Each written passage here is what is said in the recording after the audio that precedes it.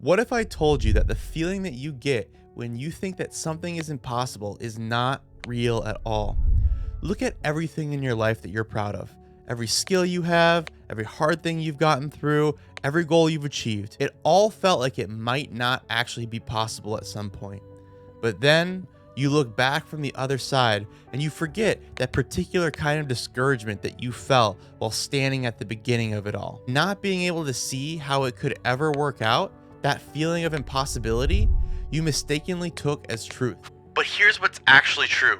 The feeling of impossibility and the reality of impossibility have very little to do with each other. And once you understand that, feelings stop making decisions for you. Let me explain.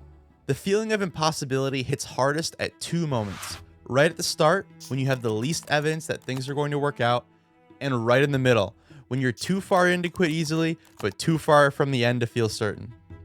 What you can't see is everything that accumulates between where you are and where you're trying to get.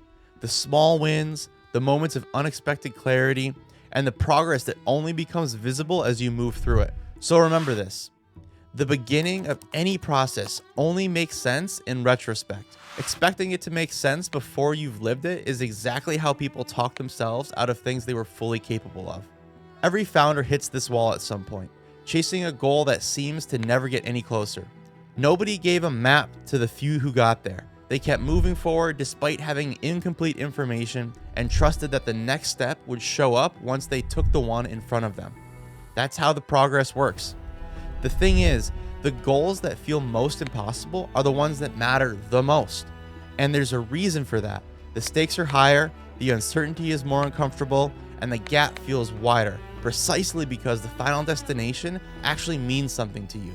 If you didn't care, it would be too tedious to try and finish it. So if you want to get past that wall, stop waiting for a big breakthrough. Keep taking small steps until the destination outweighs the doubt and you're standing on the other side of the finish line, wondering why it felt so impossible. It felt that way because you hadn't done it yet. The feeling of impossibility has been wrong before. You just have to keep going until you can prove it wrong again. If you want to go further with this, the next step is finding out what's running against you without you knowing it. Bad habits don't often feel like bad habits. Watch the video on screen to learn and recognize them.